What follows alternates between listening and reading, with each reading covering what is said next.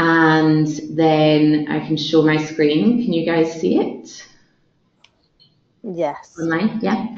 Fantastic. Yes. Great. And let me just check that we're all not on mute. Fantastic. And so I'll just make a short introduction, and then Liana, you're going to do your section. Yep. And then we'll introduce some facts and then get on to the questions.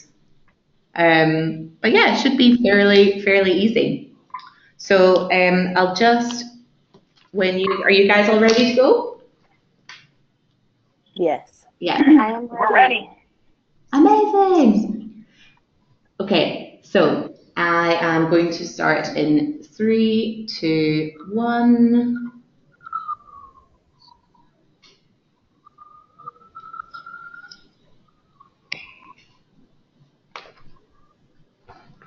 Okay, not 3, 2, 1 in 2 seconds.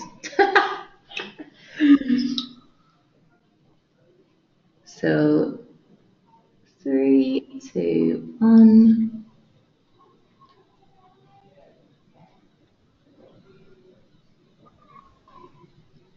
The broadcast is now starting. All attendees are in listen-only mode. Greetings, everyone. Good morning, good afternoon, and good evening. And thank you for joining us on the Drums webinar today, The Cost of a Broken Creative Process, which is presented to us by our partners, OpenText Hightail. My name is Naomi Taylor, and I'm the Client Services Manager for the Drum Studios. And in keeping of the spirit of being a global marketing publication and success platform for marketers, I come to you live from the Drums HQ in London. And I'll introduce our fantastic guests very shortly, who are way on the other side of the world in Seattle and also Denver. Our goals today are to share some data from our partners OpenText Hightail that show the state of affairs in the client-agency relationship. You're going to see some positives and also some real negatives that point to a substantial opportunity for each to better understand each other and ultimately for our clients to create better work.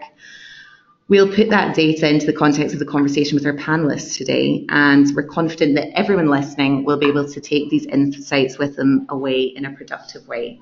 It's going to be a really interactive webinar, so if you have any questions at all, please feel free to enter them in the box at the side, and we'll get to them as soon as possible. Before we dig into the nitty-gritty, I'd like to introduce Liana Tallarico from OpenText Hightail. Hi, Liana. Hi everyone. Thank you, Naomi, for the introduction. As mentioned, my name is Liana Tallarico, and I'm the Director of Marketing here at OpenText Hightail. And we're excited to be bringing you this presentation and conversation today, so thank you so much for joining us. I think this is a very important topic that not a lot of agencies and clients stop to think about, the cost of a broken creative process. We're also busy trying to meet the next deadline that we often forget to stop and ask if there's a better way to be moving through the motions. At Hightail, we've interviewed many customers who are on the agency and client teams about their creative process both before and after Hightail, and found that prior to identifying a new creative process, a lot were still relying on email, printouts, or a hodgepodge of free tools to communicate creative feedback. And as a result, rounds tend to take longer. And as many of you probably are familiar with, every extra round is not only costing you in time, resulting in squeezed deadlines, but then you're losing out on money and other business opportunities. And ultimately, these vicious creative cycles put a damper on team morale. Personally speaking, frustration starts to build up because there's just a lot of miscommunication that happens in the process. For example, when you feel like you're clearly outlining where a logo should go and the creative on the other end just doesn't understand, it just feels like communicating that feedback should be a lot easier. And then this all starts to take a toll on the client-agency relationship over time. We did a survey of over 1,000 people involved in the creative process at their organization, and 59% stated that they felt that too many agency hours are wasted due to poor collaboration. Hightail's mission is to help creative teams and their marketing partners use technology to collaborate better together so that they can focus on the quality of creative being produced. And we do this by streamlining the creative review and approval process. So with that, we're looking forward to a good conversation today with Naomi, Britt, and Allie around the agency-client collaboration process and what makes it work. So I'm going to turn it back over to Naomi for formal introductions. Thank you so much, Liana. That really helps us set out the table nicely for our conversation today. As the audience will know, the fact remains creative development by nature is completely unpredictable. As Liana mentioned, squeezed timelines, too much process, too little process, testing, and overall communication are a few of the issues that come up during the client-agency relationship. For creatives, there can be frustration on each side. For agencies, processes could be outdated, and the pitch machine, if you will, is ever present. For clients, there can be multiple issues as well that keep them from accomplishing their KPIs and goals. Throw all of that into the mix, and it can be quite tough. And today, we're just going to cover a few things that will hopefully set the audience up for a great agency and client relationships. The do's and don'ts, how a poor creative process weakens the relationship, how to fix the process, and how to build trust throughout the relationship. That said, we've got some lovely bright lights. We're very lucky to have two accomplished professionals join us today. Instead of me introducing them, I'd like them each to share their name, title, a bit about their experience, and what we call the good, the bad, and the ugly at the Drum, where each of you could share what's good, bad, and ugly about the agency-client relationship. And Allie, I think we'll start with you, if that's okay. So welcome, Allie, to the webinar floor. Thanks, Naomi. This is Allie Daniels. I'm Chief Marketing Officer at Visit Seattle. I just celebrated my 7th anniversary there, which seems a little crazy. Congratulations. And jump into the good, bad, and the ugly. Does that work? Go for it. Perfect. The good is so good. The good kind of outbalances the bad and the ugly. The good, in my opinion, is when a campaign goes beyond a campaign, right? We all like to think that ads are more than just ads. But when campaigns become movements or something that touches a segment of society, that's when the magic happens, right? That's what we're all in it for. Yes, we like to make beautiful things, but don't we like to make beautiful things that could change the world a little bit? So we have some campaigns that we're working on right now with Britt and her team that I'm really excited about. Some around Pride, some around Special Olympics. Yeah, so that's the good. I could talk about those forever. The bad, poor communication. Liana kind of talked about that in her opening. Poor communication, incomplete feedback, wasted time. Like, everyone hates that. That's the real bad. But the ugly, in my opinion, is, I like to call it bullying. You hire an agency to push you and to challenge you and to make you think differently. You don't want to hire an agency that thinks exactly like you, or you're wasting money. But when bullying comes into place from either side, really, the client or the agency, where you're forcing agendas, or you have other motivations, I think that's when it gets really ugly and nobody wins. Yeah, thank you for that. That's great. Britt, go ahead. Sure. Hi, I'm Britt Farrow. I'm the principal at PB&, a strategically driven SWAT team here in Seattle. I'll do my good, and you'll probably see a lot of shared vision maybe between Allie and I. But I would also say good is when the work goes beyond advertising and really does something for people, creates value in the world, creates value for people, and has a greater purpose to it. I think we talk a lot about building brands of action and brands that do things versus just say things. And I think the good is when you're producing that kind of work together. I would say the bad is when you have a transaction, not a relationship. When you're in a situation where, either you're being asked, we need an ad for that, the agency is responding by not really thinking about what happens beyond the ask or what's behind the ask. And it's just a transactional kind of relationship. I think that's where it gets bad. People get burned out.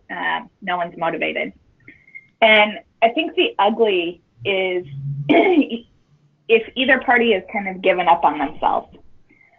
When you decide you've kind of lost before you start, nothing good will come of that. And, if a client doesn't believe they can go change the world, agencies tend to be very Pollyanna about those kinds of things and want to see that the optimism and the possibility.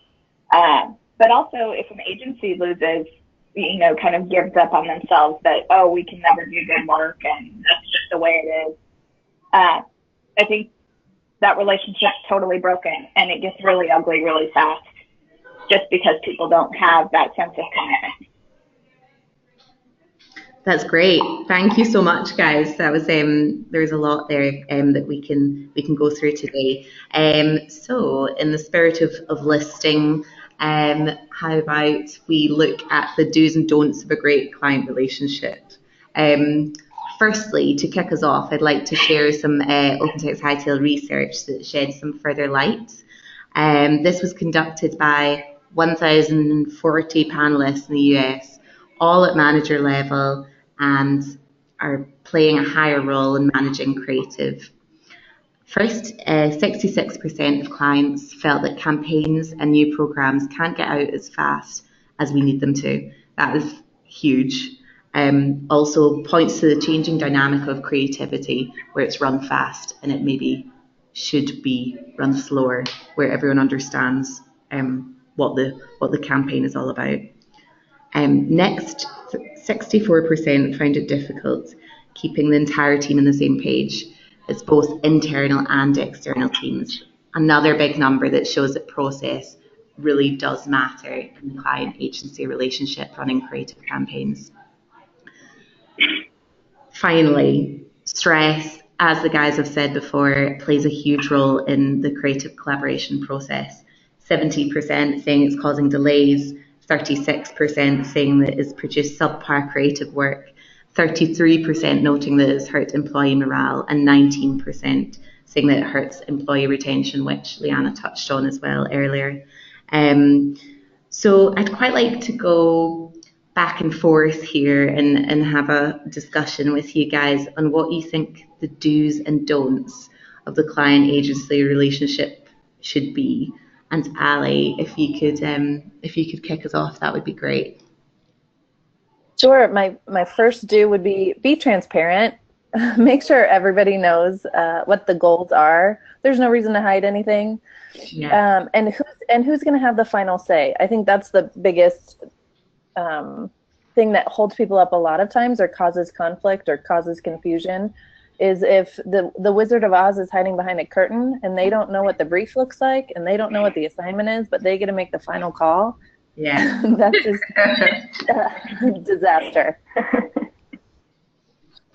Thank you. And Brett, what about you? I'd say my first do, it seems really simple, but care.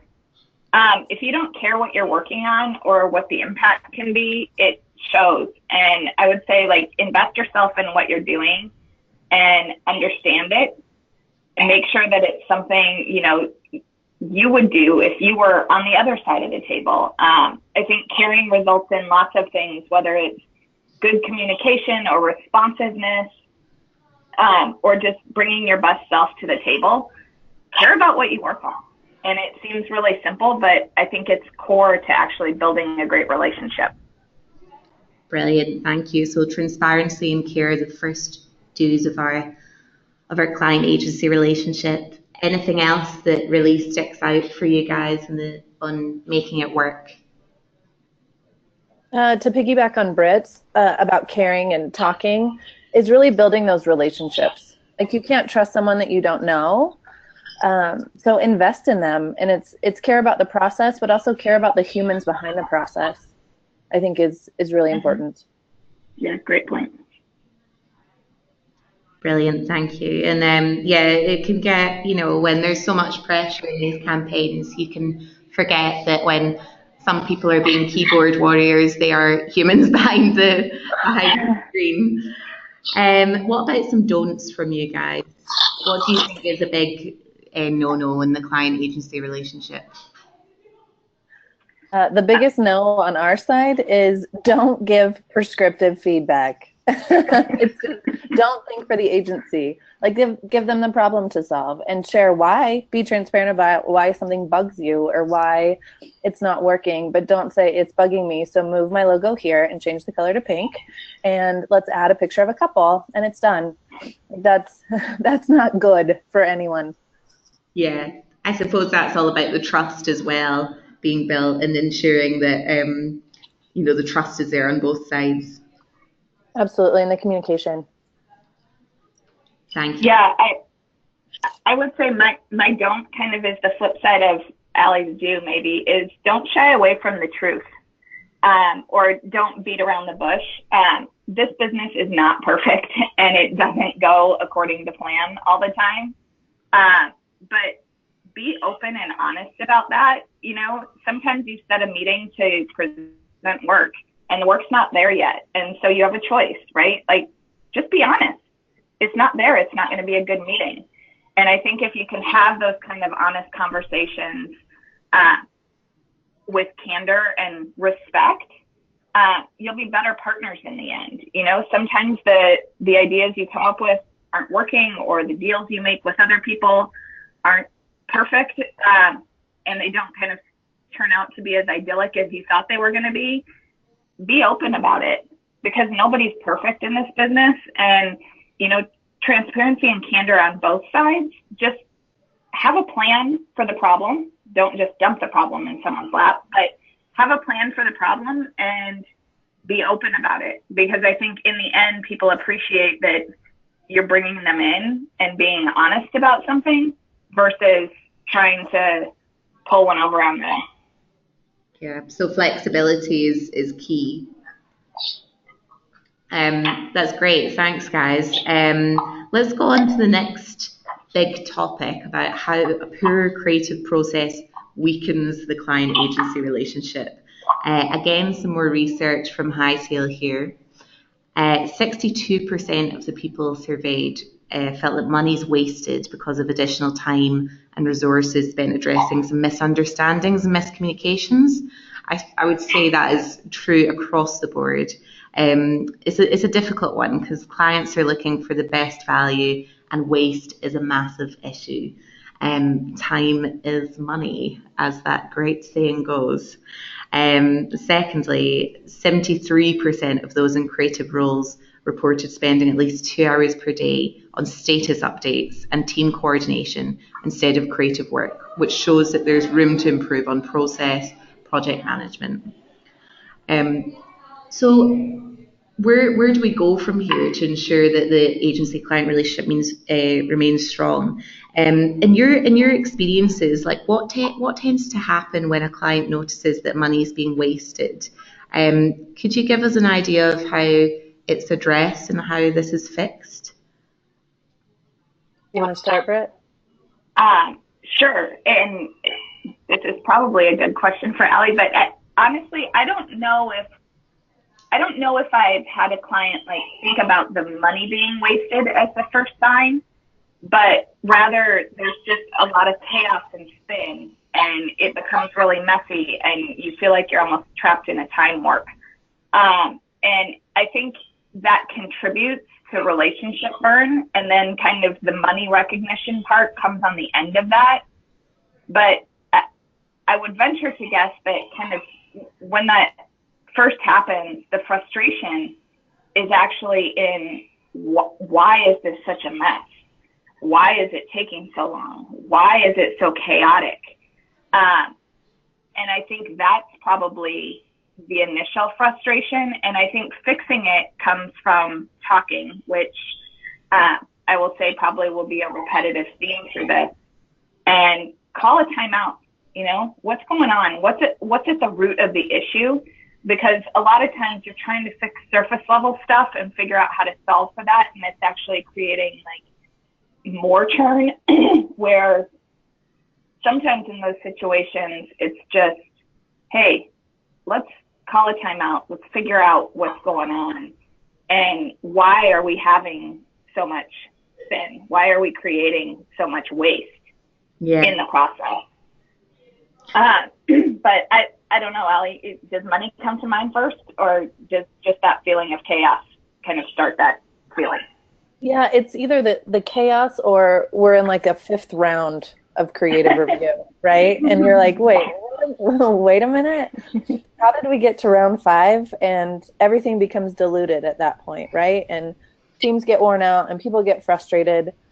And so it isn't, I don't think money is ever the first, but it's definitely like hey, we're just wasting resources and brain power and patience. So, and then all of that, of course, equates to the bottom line. The dollar. Thanks, guys. And for Britt, as a creative, what are your main frustrations in excessive time spent on coordination and updates? How can that be fixed? You know, I'm big on kind of communicating and making sure people are on the same page. But so I think the frustration and maybe excessive time spent on some of those is connected to a deeper thing of, you know, one, if you're doing coordination because you feel like you have to cover yourself on something and like that you're trying to protect yourself from something later on, okay, that's not good because that's probably a sign of a deeper issue. Yeah. Or you become frustrated by doing that because you're feeling like you're the only ones on the train, right? Or that other people aren't paying attention. And so you're trying to like make up for them not kind of being right there with you in lockstep. But again, like if that's the issue, then there's usually bigger issues at play than, hey, I'm spending a lot of time on communicating. Yeah. It's kind of that core issue of not everyone on the team is caring, right? Collectively or demonstrating that they care. And I think that's actually where the frustration of coordinating comes in, or like if you feel like you're doing excessive updates on things, it's probably rooted in something else, not just in, wow, I'm writing a lot of recaps. Because the recap thing tends to help everyone. And usually it doesn't have to take a ton of time. It's just making sure everybody keeps moving together on the same path. But if you're feeling like you're trying to get people to own something through that communication, then it's probably kind of frustrating and or exhausting. For sure. Thanks for that. So this is really great, guys. We're learning a lot, and we're going to go on forward with our third topic, fixing the broken creative process. Again, we'll look at some numbers from Hightail's research. 35% of the respondents in the survey stated that review and feedback process takes longer than expected most of the time. Again, extra time is extra money. Next, 65% felt that improving the creative review and approval process will allow the team to create more high-quality creative. This is excellent news for creative people for sure. Finally, 43% of clients agree that our agencies do not want to collaborate with us as much as we feel is needed. I don't really know what that means. How, in your experiences, what do you think about that last stat? How can we fix this kind of, need to not collaborate? I'll dive in there because when I started this business a couple of years ago, funny enough, collaboration is actually at the core of our model.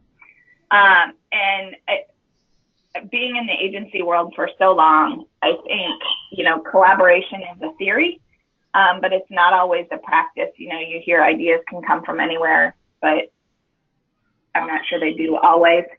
And there's so much work that is done in silos within an agency, or there's a process for getting something done that it doesn't necessarily embrace collaboration. And so we're actually built on a model that is designed to bring a small team of people to the table to think and ideate together and build together, and making sure that kind of you've got the right collection of people. We're definitely not a big group think model. That's not good either. But bringing the right people to the table to hash out strategy and ideas. And to us, clients are part of that too. Involving them along the way actually creates greater ownership in ideas, and great work necessitates great clients that buy into those ideas. But I think there's a lot of maybe misperceptions about what client collaboration means. And so that stat doesn't necessarily surprise me. I think, agency folk hear that and go, well, I don't want a client at the table concepting with me or, developing things with me. And that's not necessarily the right kind of collaboration. But I will say, we each have our own areas of expertise, and it doesn't have to always be a big dog and pony show for the agency to come in and do a big reveal of this huge idea and aren't you so impressed, right? Sometimes we actually have an idea, and rather than spend 2 weeks blowing it out, it's a phone call that's like, hey, we've been thinking, we have an idea. And getting input from Allie and her team early on actually is collaboration. It helps build an idea, but it does it in really early stages. And because of that, the idea actually can move faster, it can be more effective, and we actually get better buy-in along the way.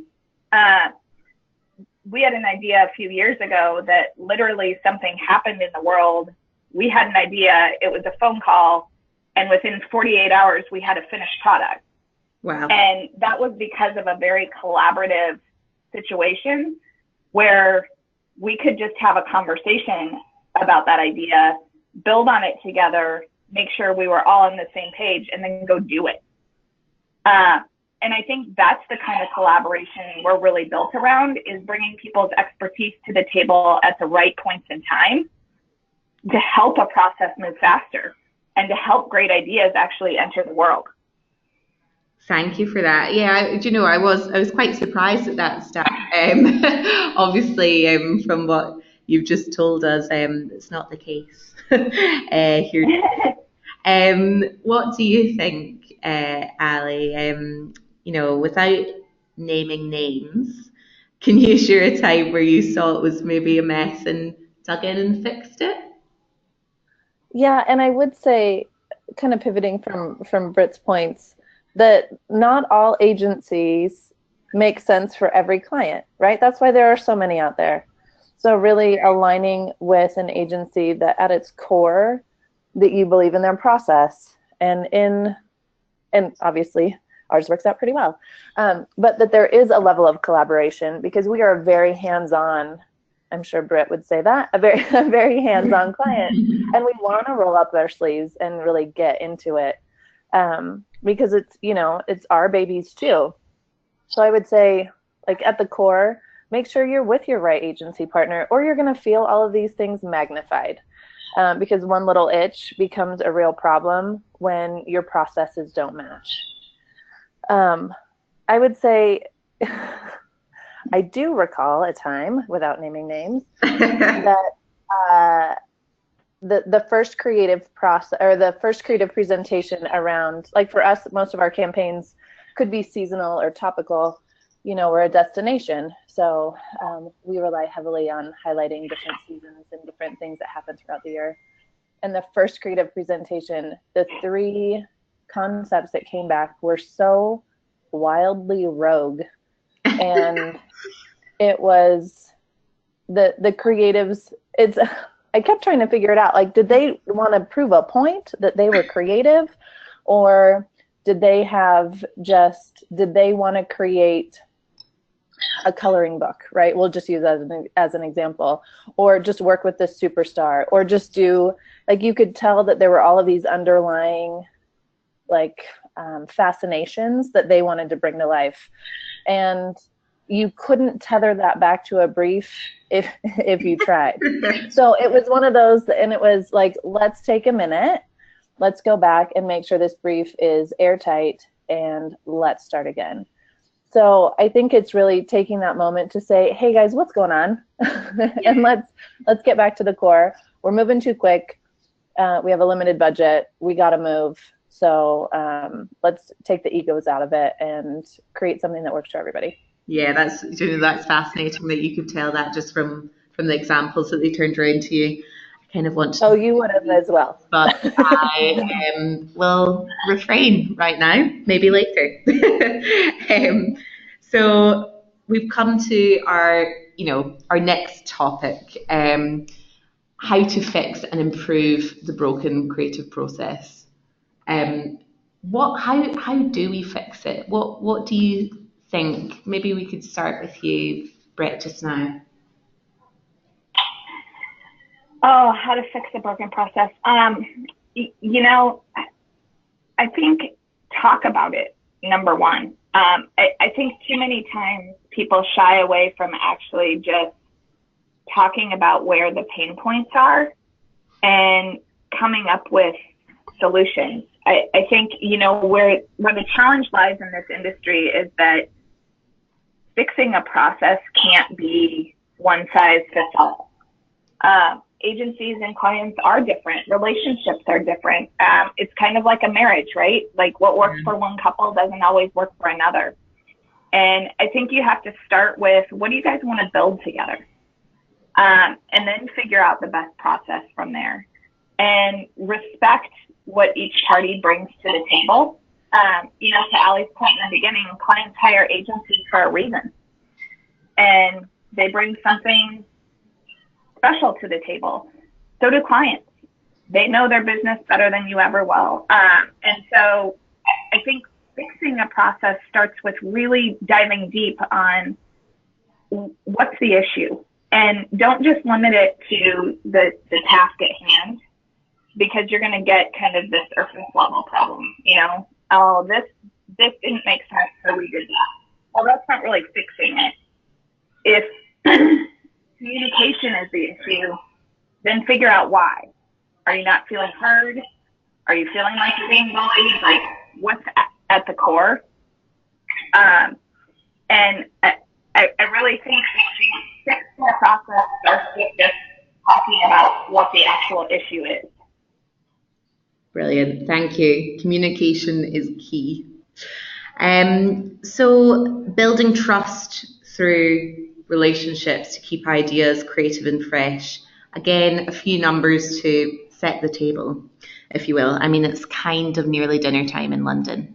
No, not really. I'd be dining very early for that. 90% of the surveyed agree that feedback and collaboration make for better creative, as we have touched on earlier in the webinar. And I think that that's probably one of the most important ones to focus on. We're in a very unique position with Brett and Allie, as their collaboration with Visit Seattle is incredibly unique. Allie, could you explain, as the client, the work that you're doing with Brett and how you've built trust personally with her and the agency and Visit Seattle's work?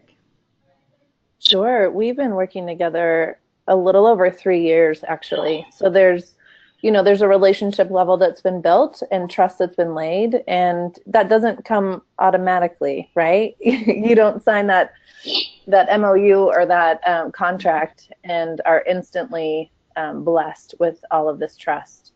But it's really the commitment to understand each other's businesses. She comes to our annual meetings. She gets into our numbers. She knows our data better than 99% of the people that work in our organization and what our success measurements are. She's committed to understanding our business and what we are really striving for.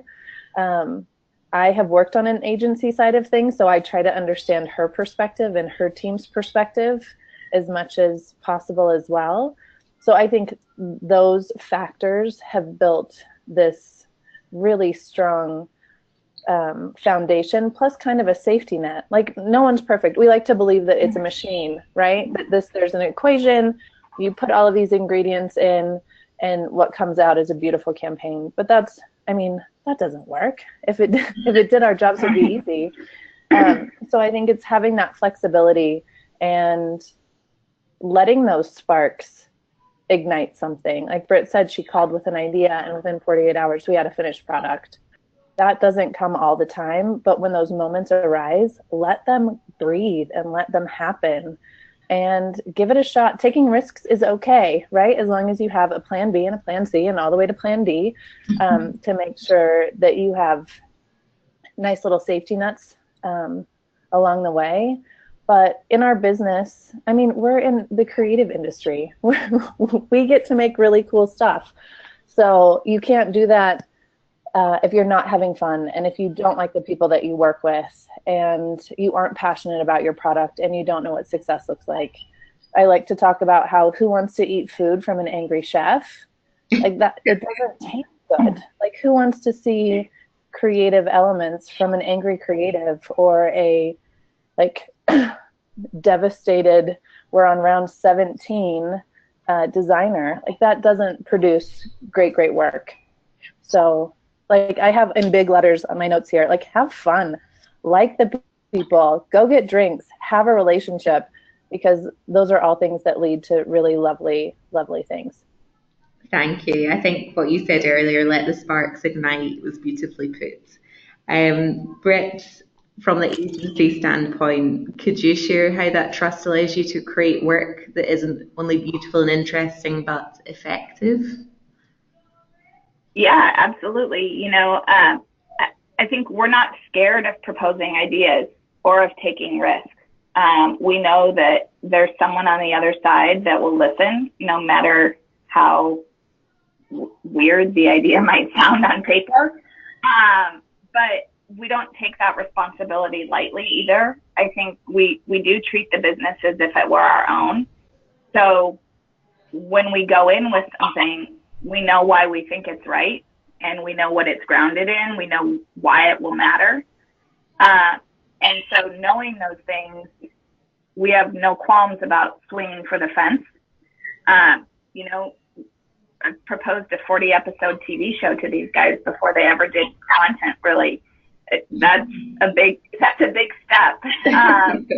But, you know, I know even if the answer is no to something, there's an appreciation for what was brought to the table. And I think having that sense of trust and that feeling of respect each way allows us to swing for the fence more often. And in fact, you know, if we're doing something and we're not swinging for the fence, I think we almost feel guilty sometimes. So following kind of the success or failure of the work, I think is important for us, but that trust allows us to take risks that a lot of people wouldn't be able to take with every client. Brilliant. Thank you so much. We'll go on to a couple of questions now.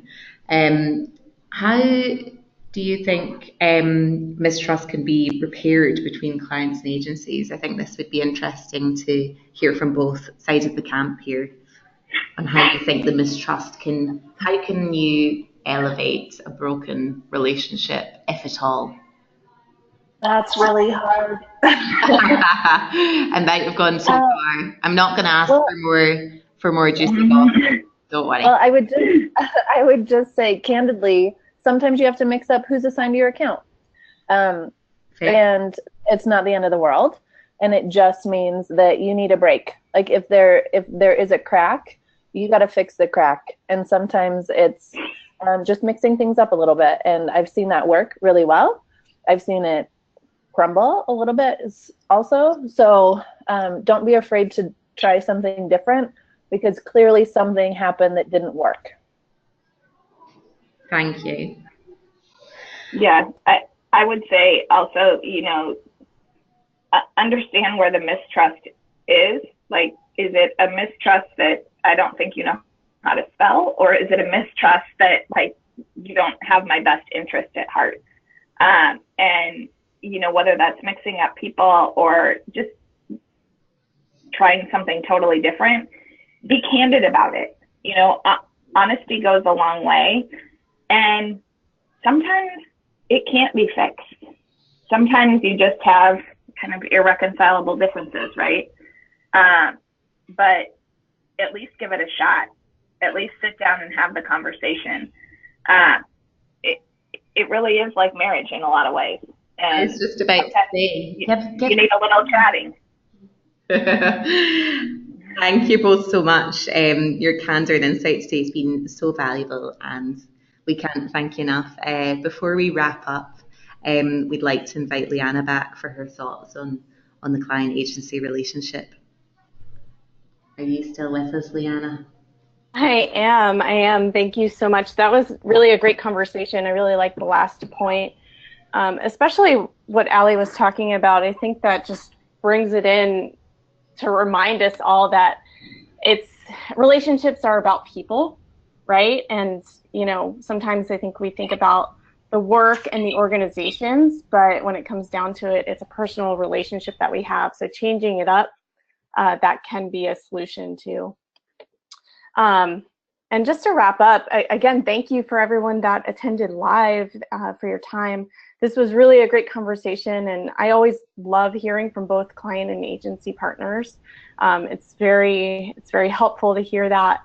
We do a lot of interviews between teams too, and sometimes it's one-sided. Sometimes you get both perspectives. So either way, it's great to hear feedback on how that relationship works.